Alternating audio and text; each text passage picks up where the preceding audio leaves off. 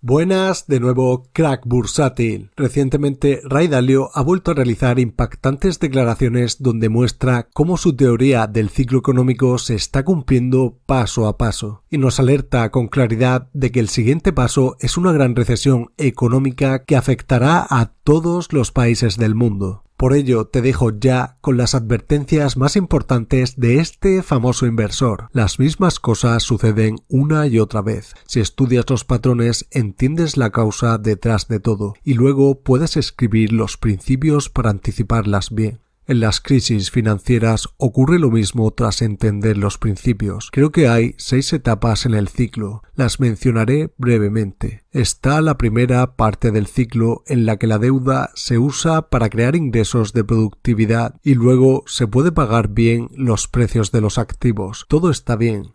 Luego llegas a la fase 2, que es la fase de burbuja del ciclo, y en esa fase de burbuja estás en una posición en la que todos extrapolan el pasado porque los activos llevan años aumentando, y piensan que sus activos seguirán aumentando y piden dinero prestado y se apalancan para invertir. Cuando estás en esa fase, cuando hacemos los cálculos, te das cuenta de que tal vez no puedes sostener ese nivel de crecimiento de la deuda. Entonces entras en la tercera fase del ciclo, que es la parte alta del ciclo, y suele ser el momento en el que los bancos centrales comienzan a frenar, endurecen la política monetaria y fuerzan la economía. Y eso nos lleva a la fase 4 o fase descendente. Cuando las tasas de interés alcanzan el 0%, entras en una depresión que es parte de ese ciclo porque la política monetaria no funciona normalmente cuando las tasas de interés llegan a 0. Entonces tienes que tener una flexibilización cuantitativa y comienzas esa expansión. Y luego hay una fase 5 de recuperación y al final comienzas todo el ciclo de nuevo. Así que creo que el periodo en el que estamos es la fase 4 o fase descendente, que es muy similar al periodo en el que estábamos en la década de 1930. Solo hay 2 momentos en la historia de este siglo en los que tuvimos una crisis de deuda en la que las tasas de interés llegaron a 0, y en ambos momentos el Banco Central tuvo que imprimir dinero e ir a un tipo de política monetaria diferente que llamamos flexibilización cuantitativa, que produjo en primera instancia una compra masiva de activos financieros, y en ambos casos el valor de esos activos financieros aumentó. Esto produjo una recuperación en el corto plazo, pero hace que las tasas de interés bajen a 0 justo donde hemos estado estos años. Comprar en este caso 15 billones de dólares en activos financieros ha hecho subir su valor y ha hecho que las tasas de interés bajen a 0,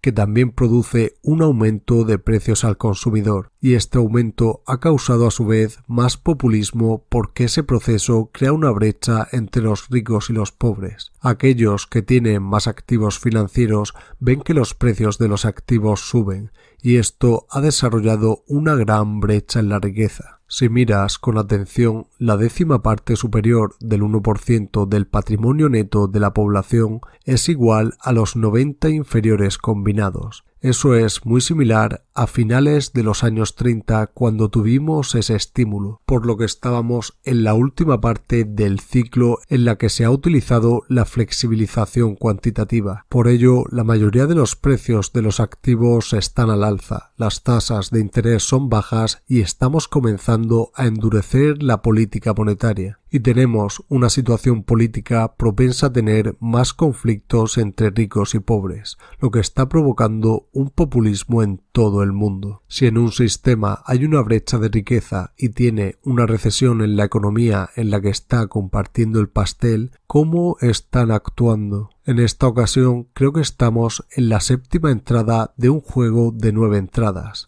Digamos que estamos en la última parte del ciclo, la parte del ciclo en la que la política monetaria se está endureciendo y no hay mucha capacidad para exprimir más la economía. Y si ahora tratan de subir las tasas de interés hasta en 6 ocasiones durante 2022, como ya han anunciado, si estas tasas aumentan más rápido de lo que se descuentan en la curva, pueden dañar significativamente los precios de los activos, y los precios de estos activos son caros en este momento en general, a excepción de algunos sectores que cayeron fuertemente a principios de marzo. Esta subida de tipos, mientras los activos son caros, muestran que en algún momento vamos a tener una recesión. El ciclo funciona así, y estamos en la parte más alta del ciclo y más cercana a una gran recesión. Esto nadie lo entiende y mi preocupación es cuándo será esa recesión. Creo que esta crisis no será inmediata, pero creo que tal vez sea en 1 o 2 años. No puedo decirlo con certeza. Y lo más preocupante es la magnitud de esta recesión a nivel internacional, que es bastante similar a la de finales de los años 30. En ambos periodos vivimos el mismo ciclo geopolítico, donde hay un poder establecido y un poder emergente que tienen una fuerte rivalidad. Al principio es una rivalidad económica y luego puede volverse bastante antagónico. En los años 30 los Estados Unidos e Inglaterra ganaron la Primera Guerra Mundial y tuvimos la paz. Pero luego hubo un levantamiento de Alemania y un levantamiento en Japón y se convirtió en ese tipo de rivalidad económica que se volvió más antagónica. Y en este momento creo que tenemos una situación en la que hay un ascenso de China y Estados Unidos es una potencia económica existente y hay una rivalidad entre ellos. Y cuando analizo ambas épocas, creo que los paralelismos son bastante similares. ¿Significa esto que obtendremos los mismos resultados? Creo que debemos ser alertados sobre el hecho de que avanzar en una política monetaria de recesión no será tan efectivo como lo fue la última vez, por lo que debemos ser cautelosos ante una recesión. Una de las cosas que distingue a los países que realmente tienen problemas de los que pueden manejar sus problemas de deuda